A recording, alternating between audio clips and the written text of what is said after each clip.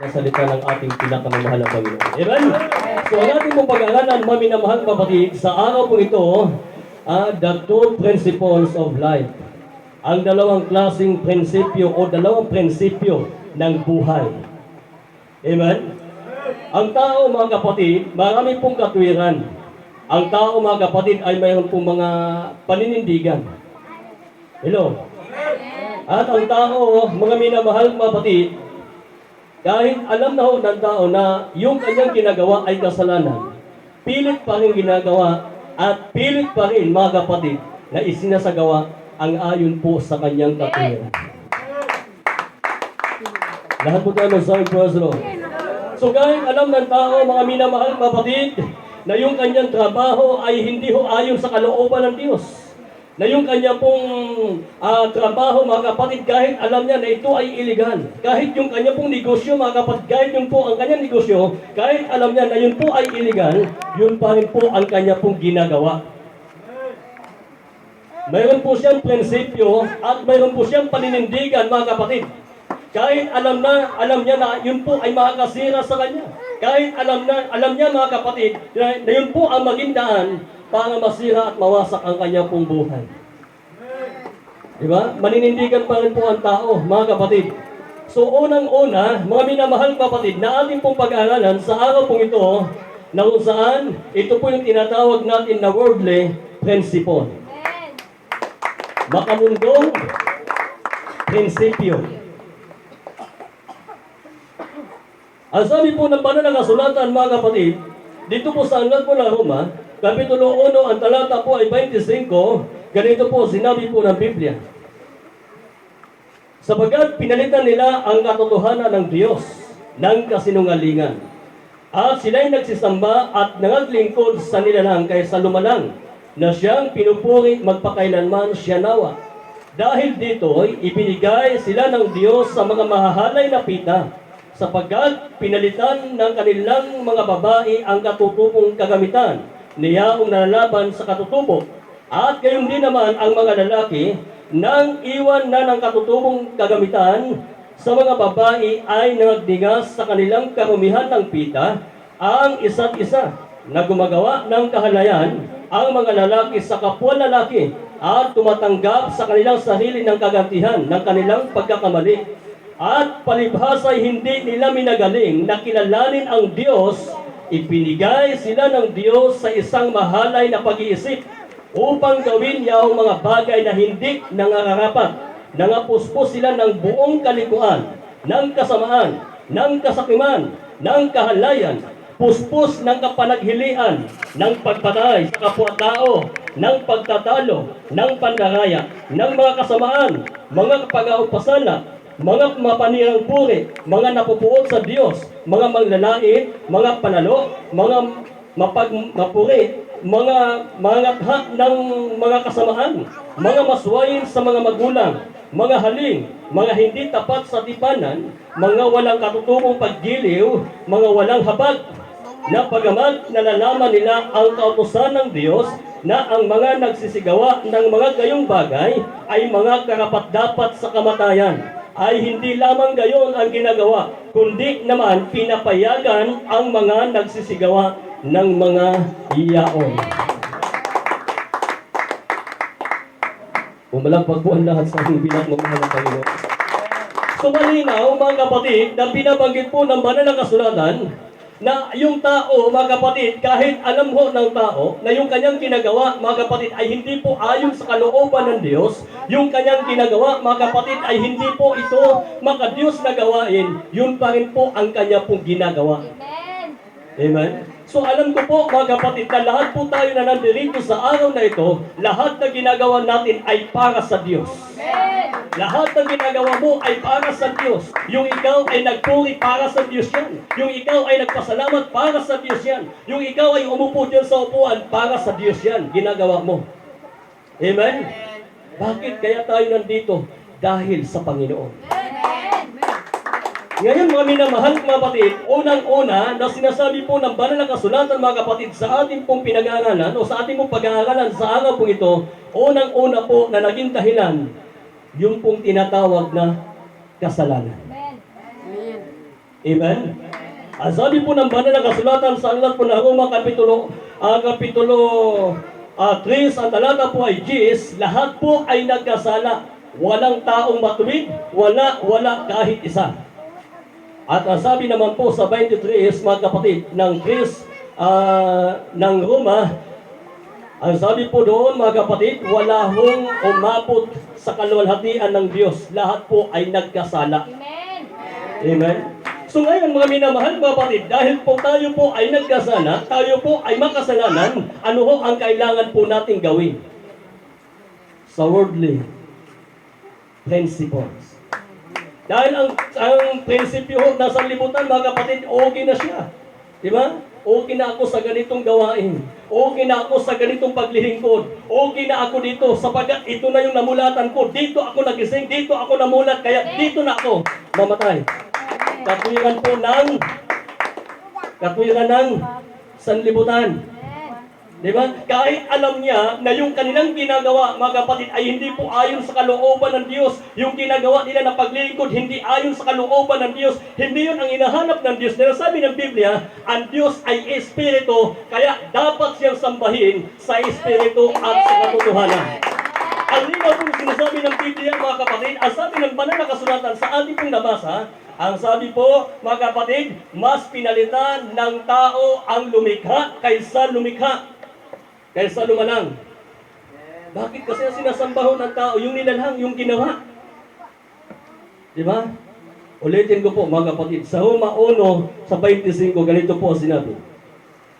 Sapagkat pinalitan nila ang katotohanan ng Diyos, ng kasinungalingan, at sila'y nagsisamba at naglingkod sa nilalang kaysa lumalang, na siyang pinupuri magpakailanman siya nawa. Sino po ang dapat nating paglingkuran? Ang Diyos. Dahil siya po yung may likha. Siya po yung lumalang sa atin. Tayo po ay gawa ng Diyos, kaya dapat siya po ang ating paglilingkuran. Amen? Subalit, ang sabi po ng banal na kasulatan, mga kapatid, sabi po dyan, pinalitan ng tao. Hello? May kausap ba mo dito? Pinalitan po ng tao, mga kapatid, ano po ang kanilang ipinalit? Sabi sapagkat pinalitan nila ang katotohanan ng Diyos. Ang Diyos ay totoo. Amen? Hindi mo po pwedeng palitan ang Diyos ng kahoy, bato o simento. Diba? Sabi po ng banal na kasulatan, mga kapatid, pinalitan nila ang katotohanan ng kasinungalingan. Bakit? Bakit kasinungalingan, mga kapatid? Kasi ang sabi po dito ng banal na kasulatan, nagsisamba at naglingkod sa nilang kaysa lumalang. Sino po ang kanila po naglilingkuran? Yung nilalang. Hello? Amen. Nakuha ba natin? Sino po ang pinaglingkuran ng karamihan, mga kapatid, ng ilang mga tao? Ang nilalang. Sino po ang dapat paglingkuran? Ang lumalang. Amen? Sino po yung lumalang? Ang Panginoon. Ano ho tayo? Nilalang. Diba? Pero ano yung ginawa ng tao, mga kapatid? Pinaglingkuran yung nilalang kaysa lumalang. Pinaglingkuran ng tao yung nilikha kaysa naglikha. Kaya ano po ang ginawa ng Diyos, mga kapatid? Bakit sa panahon natin ngayon? Bakit sa panahon natin ngayon, mga kapatid, na kung saan yung mga babae nagmahal sa kapwa babae, yung lalaki nagmahal sa kanyang kapwa lalaki. Bakit? Ang sabi ng Biblia, pinahintulutan ng Diyos. Bakit pinahintulutan ng Diyos? Kasi po, mga kapatid, yung Diyos na totoo, pinalitan nila ng kahoy, bato o simento. Di ba? Kaya, yun po ang ginawa ng Diyos, mga kapatid. Kaya, nilito sila at niligaw sila ng Diyos nila. Kaya, ang ginawa ng Panginoon, inilagay sila doon sa mga mahahalay. At nakikita po yan, mga kapatid, na sa saksihan ng karamihan na yung kanilang ginawa ay hindi ayon sa kalooban ng Diyos. Labag sa kalooban ng Diyos, mga kapatid. Kaya, ang sabi ho ng banal na kasulatan, ang mga gayon ay karapat-dapat sa kapahamakan. Amen?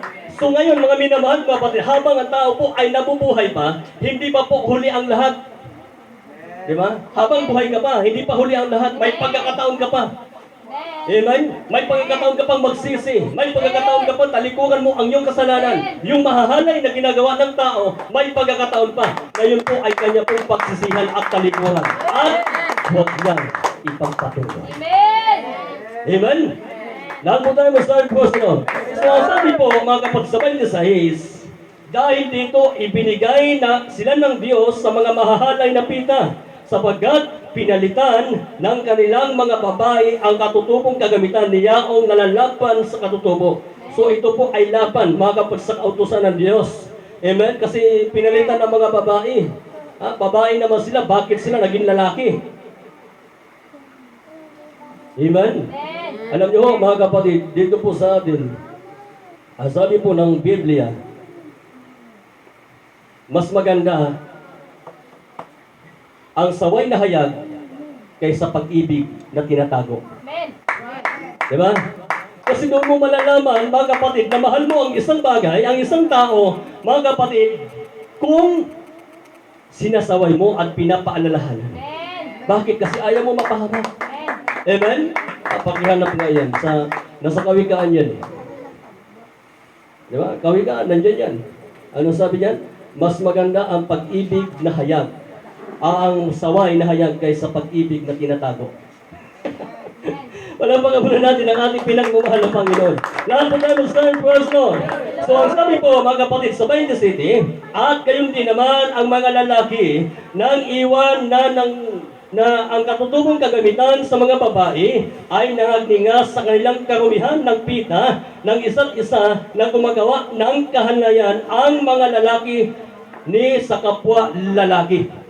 So kahalayan ho, mga kapatid, binasa ko lang po. Amen. Huwag kayong masaktan. Binasa ko lang po ang sinabi po ng Biblia. Ito po ay paalala ho sa atin, mga kapatid. Amen. Bakit? Kasi ayaw ng Diyos na ang tao po ay mapahamak. Ayaw ng Diyos na ang tao ay mapunta sa impyerno. Ang gusto ng Diyos ang tao ay maligtas. Di ba? So, paano siya maligtas, mga kapatid, kung wala pong nagpapaalala? Paano siya maligtas kung wala hong sumasaway? Paano siya maligtas kung hindi ipinapaalam sa kanya ang nilalaman ng Biblia? Amen? Ang sabi po, mga kapatid ng Ezekiel, kung hindi ako nagkakamali, ito po ay hindi po kasama, mga kapatid. Dito po sa aking pong gusto ko pong basahin, mga kapatid. Ang sabi po ng Ezekiel, Kapitulo 3, ang talata po ay 20, ganito po ang sinabi. Muli pag ang isang taong matuwid ay lumilihis sa kanyang katwiran at gumagawa ng kasamaan at ako'y naglalagay ng katitsuran sa harap niya, siya'y mamamatay sapagkat hindi mo siya pinapaunahan. Siya'y mamamatay sa kanyang kasalanan at ang kanyang mga matuwid na gawa na kanyang ginawa ay hindi na alalahanin. Ngunit ang kanyang dugo ay aking sisiyasatin sa iyong kamay. Pumalakpak ko muna lahat sa ating pinagmamahal na Panginoon. So ano po ang sabi, mga kapatid, ng banal na kasulatan? Muli pagka ang isang taong matuwid ay lumihis sa kanyang katwiran. Hello? Ito po, mga kapatid, ay katwirang makadiyos dapat. Amen? Ang sabi po dito, kung ang isang tao ay lumihis siya na nalandas, mga kapatid, gumagawa na po siya ng kasalanan. Ang sabi po ng banal na kasulatan, kung ang isang tao ay lumihis sa katwiran at gumawa ng kasalanan, siya po ay walang pagsalang mapapahamak. Walang pagsalang mamamatay. Ang sabi po ng banal na kasulatan, mga kapatid, subalit ang sabi po ng Biblia, kung hindi mo siya paalalahanan, sino po ang dapat magpaalala? Hello? Alam nga naman po yung mga tao sa libutan magpaalala sa iyo. Di ba? Sabihin sa iyo, mali ang ginagawa mo. Tapos yung ginagawa niya, mali din. Ang sabi ng Biblia, kung ang bulag ay nag-akay sa kanyang kapwa bulag, parihas silang mahuhulog sa hukay. Diba? Malinaw po sinasabi ng Biblia. Amen? So kinakailangan, mga kapatid, ang nag-aakay, ang nagdadala, mga kapatid, dapat bukas ang mata. Amen? Amen. Yun po yung nagagabay, mga kapatid, yun po yung nagagayad sa isang Kristiyano, sa isang mananampalataya, para po hindi po mapapahamak. Amen? So, sabi po, mga kapatid, kung ang isang matuwid ay lumihis sa kanyang mga lakad, sa kanyang katwiran at gumawa ng masama. Kaya malimit, mga kapatid, sinasabi kasi ng ilan, kapag ikaw ay nakadalo na, nakapagsamba na, ligtas ka na. Di ba? Yun po yung katwiran ng ilan. Pero ano po sinabi ng Biblia? Ano po sinabi ng Biblia, mga kapatid? Ang nasusulat po sa Bible, mga kapatid, kung ang isang taong matuwid ay lumihis ng landas, lumihis sa kanyang katwiran, at gumawa ng masama, ano po ang mangyayari sa kanya? Ano mangyayari? Papahamak siya. Di ba? So ngayon, ang mga ngaral, mga kapatid, na ginamit ng Diyos para magturo sa tao, sila po yung magpapaalala sa tao. So ang ibig kong sabihin, mga kapatid, hindi po tayo nagtutumbok ng tao. Ito po ay pangkalahatan. Amen? Huwag mo sabihin na pinapatamaan yata ako. Ang dami kasi mga preacher sa panahon natin ngayon, mga pastor, mga kapatid, puro na lang patama eh. Di ba? Di ba? Puro na patama eh. Pinapatamaan ako eh. Alam niyo po, mga kapatid, ang totoo, ang dapat, mga minamahal kapatid, hindi yung patama, dapat tama talaga. Amen? Kasi mahirap yan, puro ka na lang patama eh. Dapat tama talaga. Di ba? Tama na? O dapat yan, tama. Hindi pa tama, tama talaga mga kapatid eh. Palampakan muna natin ang ating pinakamamahal ng Panginoon. Lahat po tayo mag-sign po sunod. Kasi minsan mga kapatid, ganun po talaga. Di ba? Sabi nung isang pastor, may nabanggit siya mga kapatid. Yung nabanggit niya doon sabi niya, ito, si ganito, si ganyan. Sabi nung nakakarinig, alam ko na yan kung sino yan. Alam ko na yung binanggit niya ni pastor eh. Ni kapatid, alam ko na yan eh. Kung sino yan. Di ano nakuha ninyo? Ano kuha mo? Chismis? Di ba? Kuha. Chismis yung nakuha mo eh. Palampakan muna natin ang Panginoon. Lahat po tayo mag-stand personal. So ngayon mga minamahal, mga kapatid, kailangan po natin yung tama na pag-aaral ng salita ng ating pinakamamahal na Panginoon. Na wala hong bias, mga kapatid, wala hong kulang, dapat kompleto. Amen? Amen? Na kung saan, mga kapatid, tayo po ay natuturuan. Di ba? Kasi sabi po ng Biblia, mga kapatid, sa ating pong binasa, na kung saan yung mga tao na dapat sana, yung mga lumalakad ayon sa kalooban ng Diyos, dapat lumakad talaga sila ayon sa katwiran. Huwag silang lilihis. Amen? Sikapin na hindi siya lilihis. Sa oras na siya po ay lilihis, mga kapatid, na sabi po ng Biblia, ang maaari siya po ay mapapahamak. Amen? Mapapahamak siya, mga kapatid. So ngayon, sabi po ng banal na kasulatan, kung hindi mo siya palalahanan, siya ay mapapahamak. At yung kanyang ginawa na matuwid, ginawa niyang katwiran. Ang ibig sabihin, yung sakripisyo niya, yung mga ginagawa niya sa paglilingkod sa Panginoon, sabi ng Biblia, hindi na alalahanin. Diba? Huwag mo isipin, matagal ka ng Kristiyano. Minsan iniisip natin, matagal na akong Kristiyano, matagal na ako naglilingkod sa Panginoon, pero gumagawa ka pa rin ng kasalanan. Ang sabi po ng Biblia, mga kapatid, hindi po yun ibibilang ng Diyos. Amen? Dahil ang ibibilang ng Diyos, yung ginagawa mo na matuwid hanggang ngayon, simula noon hanggang ngayon, nagpatuloy ka na lumakad na matuwid sa paningin ng Diyos, at hanggang sa pagbabalik ng Diyos, nagpatuloy ka. Amen? Yun po yung ibibilang ng Panginoon na matuwid. Diba? Hindi po yung lumihis, hindi po yung lumayo, kapatid. Amen? Sa banal na kasulatan, mga kapatid, kasi minsan sinasabi kasi ng ilan, Kristiyano na ako, mananampalataya na ako, anak na ako ng Diyos. Diba? Ligtas na ako, kasi anak na ako ng Diyos eh. Pero sabi ng Biblia, mga kapatid, ano po ang sabi ng Biblia, sa aklat po ng unang Korinto, sabi po doon, mga kapatid, sila po ay member po ng church. Diba? Membro sila. Nagsisimba sila, mga kapatid. Pero alam niyo po, ang ginawa sa kanila, sila po, mga kapatid, ay itinakwil. Alam niyo po yung tinakwil? Itinakwil sila, mga kapatid.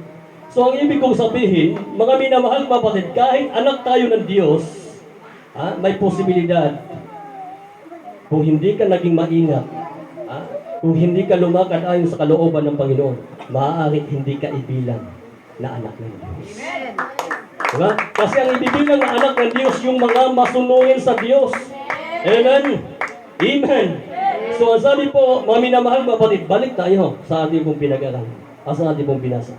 Ang sabi po dito sa 27, at gayon din naman ang mga lalaki, nang iwan na ang mga katutubong kagamitan sa mga babae, ay nangagninga sa kanilang karumihan ng pita ang isa't isa na gumagawa ng kahalayan ang mga lalaki sa kapwa lalaki at tumatanggap sa kanilang sariling kagantihan ng kanilang pagkakamali. So ito po mga kapatid ay kasalanan.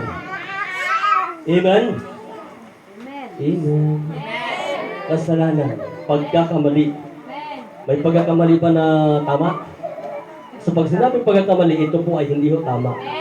Amen? Lahat po tayo magsabi po sa Lord. At ang sabi po dito mga kapatid, sila po ay tatanggap ng kagantihan ayon po sa kanilang ginagawa. Amen? So ang sabi po mga kapatid sa 28, at palibhasa hindi nila minagaling na kilalanin ang Diyos. So ito yung naging problema mga kapatid sa tao. Diba? Kasi hindi naman nila kinikilala talaga ang Diyos eh. Amen? Bagamat kilala nila ang Diyos, pero hindi nila kinikilala. Ano po ba yung kaibahan ng kilala at ng kinikilala? Ano ho ang kaibahan? Ang kaibahan po, mga kapatid, ng kilala mo lang. Hindi mo talaga siya pag-aari. Amen? Hindi mo talaga siya ipinilang na sa'yo talaga. Kasi ang sabi po, mga kapatid, mas pinili nila, mga kapatid, ito.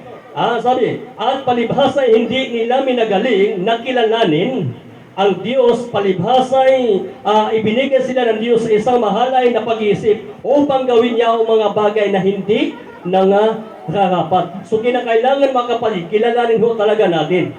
Amen? Kilalanin natin ang Diyos. Ang ibig sabihin ko po mga kapatid, angkinin natin na tayo ay anak ng Diyos, tayo po ay mananampalataya. Amen? Hindi na yung kilala mo lang. Amen? Di ba? Katulad na eh, kilala ko yun eh. Pero hanggang doon ka lang. Ang ibig sabihin, wala kang ugnayan doon. Amen? Pero yung mga kinikilala talaga, mayroon silang ugnayan. Mayroon silang relasyon, mga kapatid. Yun po ang dapat sa atin ng mga mananampalataya. Kapag kilala mo ang Panginoon, ano ho ang dapat mong gawin?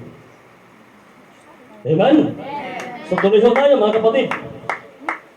Nangapuspos sila ng buong kalikuan, ng kasamaan, ng kasakiman, ng kahalayan, puspos ng kapanaghilian, ng pagpatay sa kapwa-tao, ng pagtatalo, ng pandaraya, ng mga kasamaan, mga pag-upasala, mga mapanirang puri, mga napupuot sa Diyos. Paano natin masasabing napupuot sa Diyos, mga kapatid? Pag ang tao po ay gumagawa ng kalikuan, gumagawa ho mga kapatid ng labag sa kalooban ng Diyos, ang ibig pong sabihin mga kapatid, ang ibig pong sabihin po ng Biblia, napupuot ka sa Diyos. Paano naman ako napupuot sa Diyos? Gumawa na naman ako ng masama. Diba? Gumawa na naman ng kalikuan, nagsinungaling lang naman, nangluluko lang naman. Paano ako naging napupuot sa Diyos? Yung ginagawa mo na hindi ayon sa kalooban ng Diyos, yun po mga kapatid ay naglalarawan na ikaw ay napupuot sa Diyos. Amen? Kasi malinaw ho ang sinabi ng Biblia. Kasi ang sa Diyos, mga kapatid, lalakad yan ayon sa kalooban ng Diyos. Mamuhay yan siya ayon sa utos ng Panginoon kasi sa Diyos nga siya eh. Amen? Once na isang tao, mga kapatid, nagagawa ng masama, ang ibig sabihin, hindi siya sa Diyos. Diba? Nasa unang Juan yan, mga kapatid. Okay, tuloy po natin.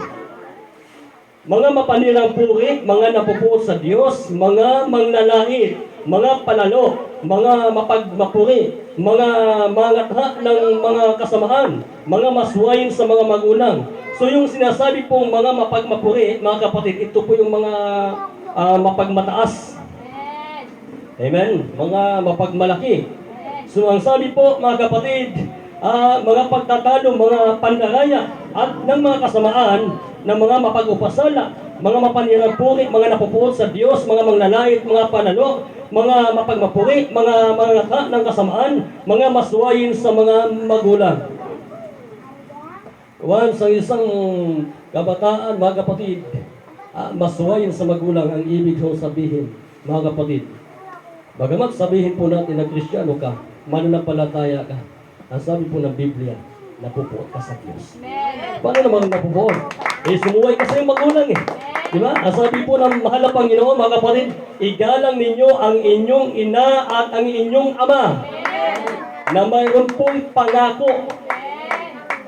Utos ng Diyos yan eh. Hindi naman utos ng tao yan eh.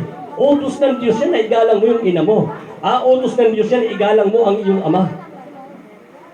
Amen. Amen. Ha? Ngayon, pag hindi mo sundin yan, ang ibig sabihin mga kapatid, sumuway ka sa utos ng Panginoon. Di ba? So ang sabi po dito, mga haling, mga hindi tapat sa tibanan, mga walang katutubong pagdilim, mga walang habag. Sabi ho sa 32, na bagamat nalalaman nila ang kautusan ng Diyos, so alam nila. Amen? Alam nila yung kautusan ng Panginoon eh. Pero bakit hindi nila ginagawa? Alam nila ang utos ng Diyos, alam po nila kung ano ang sinasabi ng Diyos, subalit hindi po nila ginagawa. Amen? Kaya sabi po ng banal na kasulatan mga kapatid, ang sabi po ng Biblia, na ang mga nagsisigawa ng mga gayong bagay ay mga karapat-dapat sa kamatayan. So, ang Biblia po ang nagsabi mga kapatid, yung mga gumagawa ng ganitong bagay ay karapat-dapat sa kamatayan. Dalawang klaseng kamatayan po mga kapatid ang tinutukoy po ng Biblia. Kamatayan pisikal at kamatayan espiritual. Amen? So sabi po mga kapatid, hindi lamang gayon ang ginagawa, kundi naman pinapayagan ang mga nagsisigawa ng mga yaon.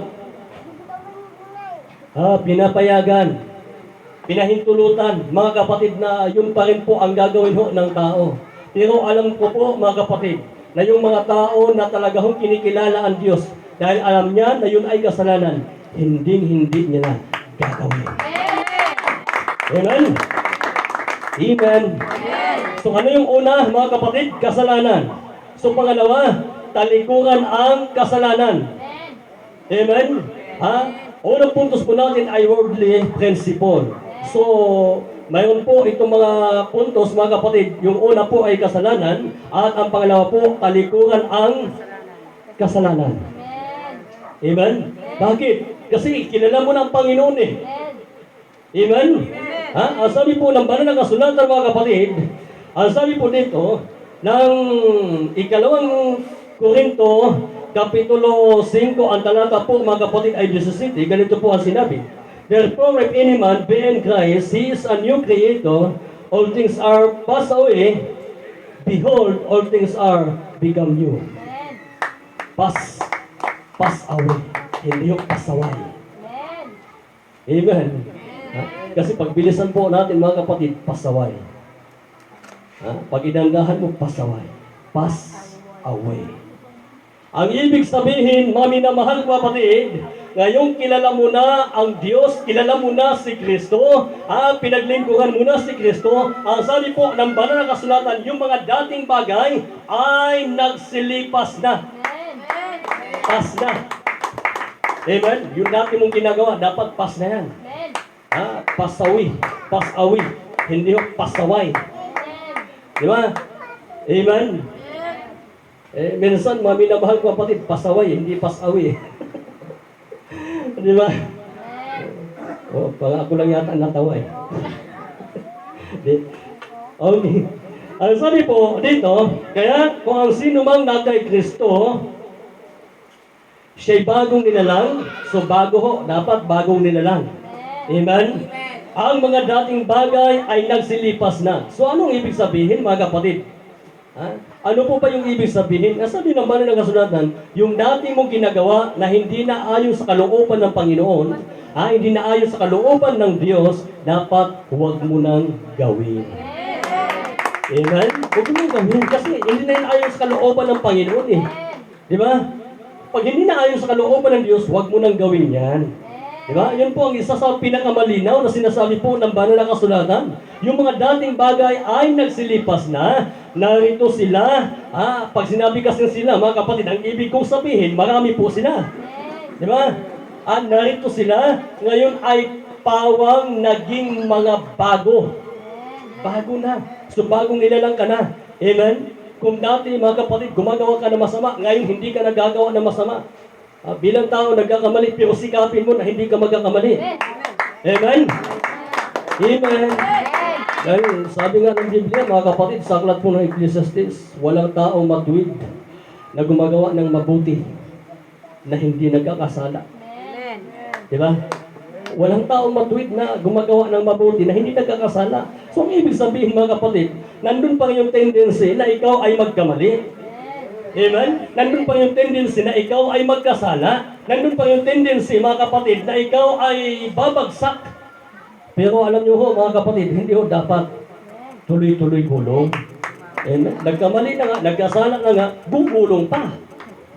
Diba? Huwag ka nang gumulong, huwag kang mag-istili doon. Amen? Dapat kang bumangon. Hello! Lahat po tayo magsabi, Diyos Lord. Kaya mga kapatid, ang maganda ho, sa atin ng mga mananampalataya, close tayo sa ating mga pastor o sa ating sa mga worker natin, mga kapatid, close tayo at open. Kaya ang tawag doon, close open. Hindi yung pupunta ka, ganit yung brad, close open. Ang ibig ko sabihin mga kapatid, close kayo dahil amalin niyo sa Panginoon eh. Amen? Open kayo para sabihin ninyo yung mga problema ninyo. Yung mga hinaharap ninyo, mga kapatid. Amen? Lahat po tayo magsabi po sunod. Kaya nga, yung ilan, mga kapatid, ayaw magpakonsulta kay pastor. Ayaw pumunta kay, kasi marireview pa eh. Ha? Diba? Ayaw sabihin yung problema niya eh. Kasi ayaw niya ma-rebuke siya. Lahat po tayo magsabi po sunod. So, paano ka mapapayuhan ng tama? Amen? Amen. Palampakan muna natin ang ating pinakmamahal na Panginoon. So ano yung una, mga kapatid? Sa worldly principles. Una ho, kasalanan. Pangalawa, talikuran ang kasalanan. Sabi ni Pablo, mga kapatid, ang sino mang na kay Kristo, siya'y bagong nilalang. Yung mga dating bagay ay nagsilipas na. Narito siya ngayon ay naging bago na. Amen? So ang pangatlo, iwasan mo na ang kasalanan. Huwag ka nang lumapit pa. Amen? Pag yan ay kasalanan, iwasan mo na. Amen? Ang sabi ko ng banal na kasulatan, mga kapatid, ang masasamang kasama ay sumisira ng magandang ugali. Mabait yung ugali mo, maganda yung ugali mo, pero yung kasama mo, yung lagi mong kasama, yung lagi mong katsikahan, yung lagi mong kausap, masama ang ugali, masasama ka. Amen? So ang kailangan, mga kapatid, sabi po ng banal na kasulatan, dapat, ano ho ang kailangan po natin? Ito. Sabi po ng unang Pedro, Kapitulo 4, ang talata po ay 2 hanggang 3, mga kapatid. Ganito po sinabi po ng Biblia. Mas maganda ho, mga kapatid, mayroon tayong patunay. Amen. Sabi po ng unang Pedro, Kapitulo 4, ang talata po, mga kapatid, ay 2 hanggang 3. Upang huwag na kayong okay. Upang huwag na kayong mga buhay sa laman sa inyong nalalabing panahon sa mga masamang pita ng mga tao.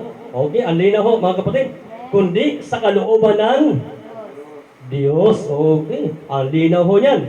Sapagkat sukat na ang nagkaraang panahon upang gawin ang mga hangad ng mga hintil at lumakad sa kalibugan, sa mga masamang pita, sa mga paglalasing, sa mga kalayawan, sa mga kayamuan, at sa kasuklam-suklam na pagsamba sa mga Diyos-Diyosan.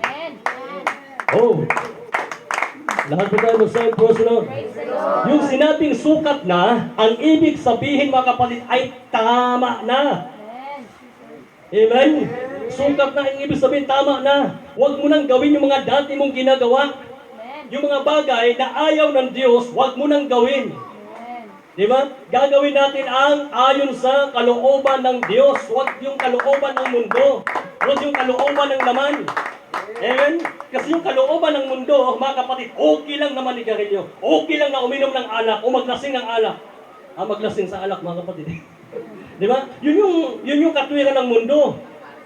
Yun yung prinsipyo na sanlibutan, mga kapatid. Subalit ang prinsipyo na maka-Diyos, ang sabi po ng ating pinakmamahal na Panginoon, tama na. Yung mga dati mong ginagawa, Ayaw ng Diyos yan. Amen? Gusto ng Diyos yung isang tao, mga kapatid, ay harap sa Diyos na banal, malinis, walang dungis at walang kulubot. So ang gusto ng Diyos, ang tao, mga kapatid, ay maligtas. Amen. Amen? Yun yung gusto ng Panginoon eh. Ayaw ng Diyos na magpatuloy ka dyan sa iyong ginagawa. Di ba? Tama ho pa mga kapatid? Huwag kang nalungkot kayo. Huwag kayong malungkot. Amen? Sinasabi ko lang yun, sinasabi ng Biblia. Amen? Okay, ang sabi po dito, upang huwag na kayong mga buhay sa laman. So ito po ay paalala sa atin, huwag na tayong mabuhay, mga buhay sa laman. Bakit? Yung gawain kasi ng laman, mga kapatid, ito ang gawain ng laman. Sa inyong nalalabing panahon, sa mga masasamang pita ng mga tao. So, mga masama talaga ang pita ng tao, mga kaisipan ho ng tao. Amen? Yung mga pagnanasa ho ng tao ay masama. Diba? Ang sabi nga ng Biblia, mga kapatid, kinakailangan na tayo po, kinakailangan na tayo po, mga kapatid, ay lalakad ayon sa kalooban ng Diyos. Amen. Amen? Ang sabi po dito, kundi sa kalooban ng Diyos.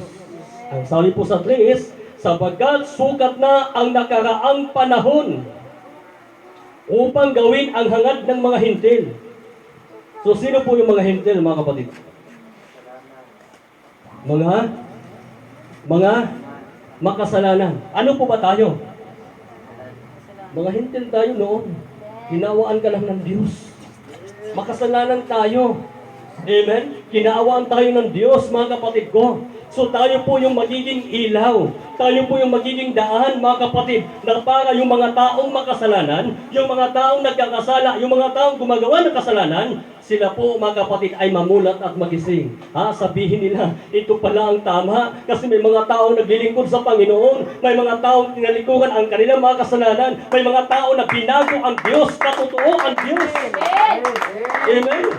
Ang Diyos natin ay nagpapagaling ng mga karamdaman. Ang Diyos natin ay nagpabago ng buhay. Di ba? Ang Diyos natin ay nagpapala. Amen. Amen? Amen? Oh, bakit hindi makita sa atin? Di ba? Sabi mo, ang Diyos nagpapala. Ang Diyos mo nagbabago. Pero bakit minsan hindi ho nakikita sa atin, mga kapatid? So, kinakailangan ho makita sa atin. Amen? Tama ba? O patama? Dapat tama, hindi ho patama. Amen? Amen. Okay. Ang sabi po dito sa kasunod, mga kapatid, sapagkat sukat na ang nakaraang panahon. So, ang sabi ng Biblia, tama na. Yung mga nagdaang panahon, okay na yun. Okay na yung mga ginagawa mo dati. Ngayon, kasi kilala mo na ang Panginoon, naglingkod ka na sa Panginoon, tama na. Amen? Di ba? Okay. Ituloy ho natin, mga kapatid. Upang gawin ang hangad ng mga hintil at lumakad sa kalibugan. Wow. Matindi ho, mga kapatid. Lumakad sa kalibugan. At ang sabi ho, sa mga masasamang pita. Mga masasamang pita. Ang sabi po, mga kapatid, sa mga paglalasing. Hello? Amen. Mga paglalasing. Bawal po bang uminom? Bawal bang uminom? Hindi naman bawal eh. Hindi naman bawal yung uminom ka ng tubig. Di ba? Hindi naman po bawal, mga kapatid, na uminom ng alak. Ang masama, mga kapatid, yung sobra. Di ba? Hindi yung masama na uminom. Ang masama, mga kapatid, yung sobra. Yung nalasing ka na. Yun po. Talagang sinulat po sa Bible, mga kapatid. Amen? Hindi po bawal ang uminom. Hindi po bawal, mga kapatid, na tumikim ka ng kunting alak. Gamot yan eh. Amen?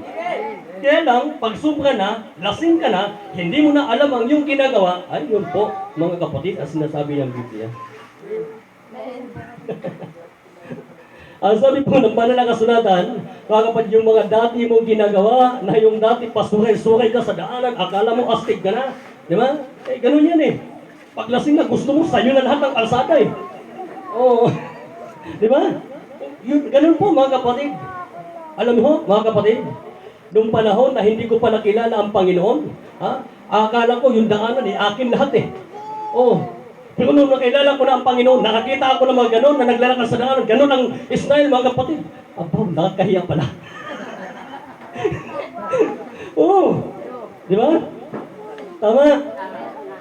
Pero sa atin, dahil lasing ka sa alak, akala mo astig ka. Oo. Pero ang tanong mga kapatid, sa nakakita sa iyo, di ba? Sa nakakita sa iyo, ano kaya ang reaksyon nila? Palampagan muna natin ang ating pinakamamahal na Panginoon. Sumakin ng dapat, tama lang. Amen? Ha? Huwag naman yung sobra. Kasi pag sobra, mahirap na po yan, mga kapatid. Amen? Amen? Sabi nga ni Pablo, huwag kayong uminom ng tubig lamang, kundi uminom din kayo ng kunting alak. Kunti lang. Kaya lang, sabi nga ho ng kanta, mga kapatid, nagpasimula sa tikim-tikim. Ano bang kasunod yan? Di ba? Nagsimula kasi. Doon kasi yan eh. Opa, isa-isa lang kasi. Alam mo po mga kapatid, isa lang. Sunod naman, isa lang. Kulang yan eh, pag isa lang eh. Dagdagan mo pa ng isa. Tagilid eh. Pag isa lang, tagilid. So, kunti lang eh, kunti lang. Hanggang sa katagalan mga kapatid, yung kunti, naging container na. Palampagan muna natin ang Panginoon. So, ang sabi po ng banal na kasulatan mga kapatid, kung dati gano'n. Pero dapat ngayon, sabi po ng Biblia, tama na. Amen? Sukat na. Huwag mo nang gawin yon kasi gawain na sa libutan yan eh. Makamundong gawain yan. Maminamahal kapatid, dapat makadiyos na gawain. Diba? So, natapos na ako tayo mga kapatid sa makamundong gawain. Umpisahan po natin ngayon mga kapatid sa godly principle. Amen? Amen. Pag malungkot, dapat kayo maging masaya. Ito na yung prinsipyo ng Diyos eh. Amen? Yung prinsipyo na sa libutan, amen kayo ng amen eh. Pag prinsipyo na ng Diyos eh, dito na kayo. Medyo...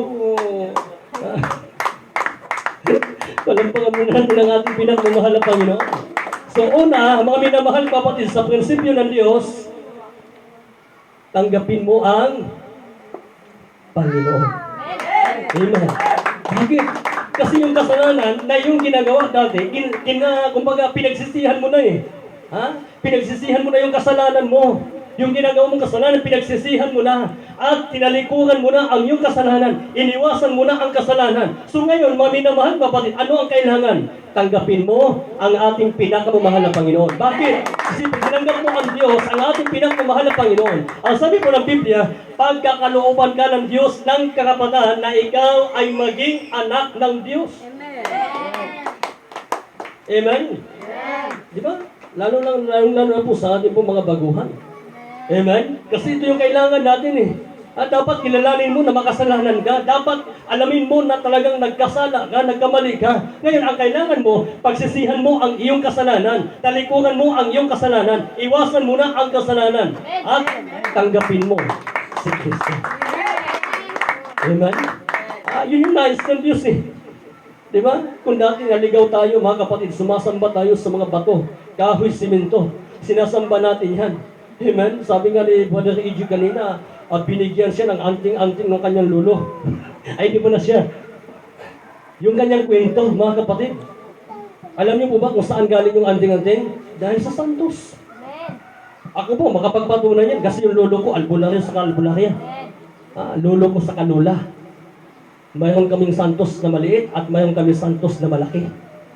At mayroon kaming cross na itim. Kumpleto ho, mga kapatid. At tuwing 3 ng Mayo, pinaghahandaan namin yan ng baboy. Baboy, manok. Depende ho sa makayanan, mga kapatid. At ang sabi ng lolo ko, pag siya ng gamot, mga kapatid, nagkuha yan siya ng, naglagay na siya ng mga pagkain doon sa altar niya. Tapos, kung mayroon siya masiksikan, sabi niya, kainin niyo to, mga ninuno namin, mga namatay namin, mga magulang, mga kakay, ganyan. O yung anak na namatay. Ganun. Patay na kakain. Baka yung buhay. Palampakan muna natin ang ating pinagmamahal ng Panginoon. Nalpo tayo mag-start po sa noon. Tapos, doon sa, kasi yung bahay namin noon, mga kapatid, ang masahig po noon ay kawayan. Doon kami nakaupo sa kawayan. O may putiki, sabi ng lulo ko, ito na yung lulo ko. Kainin mo sa'yo to. O, di ba? Niluluko lang ho tayo, mga kapatid. Pero alam niyo po, nagpapagaling sila. O sabihin ko sa inyo, nagpapagaling. Pero, ang gagandahan sa kanila, dito kasi mga kapatid, nangihingi sila ng bayad. Sila ho, hindi. Ha? Kahit piso, hindi yan tatanggapin sa'yo. Ganun ho sila, mga kapatid, kasi tulong nga. Sabi na, tulong nga eh. Hindi sila nanghihingi ng bayad. Kahit piso, ayaw nila tumanggap. Doon sa artal nila, mga kapatid, sarili nilang pira po ang ilalagay nila doon na kandila. Bibili sila ng kandila. Hindi sila tatanggap ng tawag yan. Anong tawag yan sa inyo? Anong tawag yan? Alay, ha? Hindi sila tatanggap noon. Maglagay man sila ng kandila doon sa artal, mga kapatid, sarili nilang pira ang ibibili ng kandila, hindi ho galing sa tao. Diba? Pero alam niyo po, mga kapatid, ako mismo makapagpatunay na hindi talaga sa Diyos. Bakit? Kasi kung sa Diyos yan, mga minamahal mga kapatid, bakit babanggitin mo pa yung mga patay? Samantala sa Biblia, labag yan sa kalooban ng Diyos. Di ba? Tama? Kahit na makipag-usap ka sabi ng Biblia, huwag ninyong gawin Pero alam po, ang ginagawa ng tao, mga kapatid, ginakausap nila ang patay. Pero naniniwala ba kayo na sila ngayon? Alam niyo mga kapatid, hindi sila yon. Nandyan po yung sa banal na kasulatan, mga kapatid. Yung masamang espiritu na gagayahin yung mukha mo. Gagayahin yung mukha ng kamag-anak mong namatay. Masamang espiritu yan Di ba? Ang akala mo, totoo. Pero hindi mo alam, niluluko ka lang. Palampakan muna natin ang ating pinagmamahal ng Panginoon. So ngayon mga kapatid, sa madaling salita, yung lulo ko po sa kalula, nang gagamot sila. At marami po silang napagaling. Marami silang pinapagaling. Ang problema mga kapatid, yung mismong sakit ng pamilya, hindi nila kayang pagalingin. Di ba? Mismong sakit ng pamilya, hindi nila kayang pagalingin. Sa ibang tao, kaya nilang pagalingin. Pero sa Diyos, mga kapatid, kahit sino ka man, makasalanan ka man, kapag lumapit ka sa Diyos, maglingkod ka sa Diyos, kahit gaano man kabigat ng iyong problema, kahit gaano man katindi ang iyong karamdaman, pag lumapit ka sa Diyos, kayang-kaya kang pagalingin ng Diyos. Amen? Kayang-kayang lutasin ng Diyos yung problema mo. Pero mga minamahal mga kapatid, yung mga ganong, talaga ho mga kapatid, sa pamilya lang hindi na kaya. Di ba? Yun po ang isa sa problema, mga kapatid, ng karamihan ng mga manggagamot. Kaya naghanap sila ng ibang manggagamot. Di ba? Pero alam niyo ho, mga kapatid, kung sa Diyos naman, sabi kasi niya, sa Diyos kasi mayroon din po nakabanggit, pangalan ng Diyos, pangalan ni Kristo, pangalan ng mga santos, nandoon, mga kapatid. Kumplito kami nun Senyor Santo Niño, Senyor San Isidro, Senyor San Labrador. Paano na yun? Senyor Santa Cruz. Halos lahat ng mga santos nandoon Pero alam niyo po mga kapatid, nung ako po ay mga kilala sa mahal na Panginoon, dito ko po nalaman at naunawaan mga kapatid, na lahat pala yun ay walang kabuluhan. Amen? Hindi pala yun ayon sa kalooban ng Panginoon Kasi pinalitan kasi ng tao, mga kapatid, ang Diyos. Ang totoong Diyos, pinalitan ng tao ng ginawa ng tao. Di ba? Ng nilalang. Kuha. Hello? Pinakuha ninyo pero ang dami naman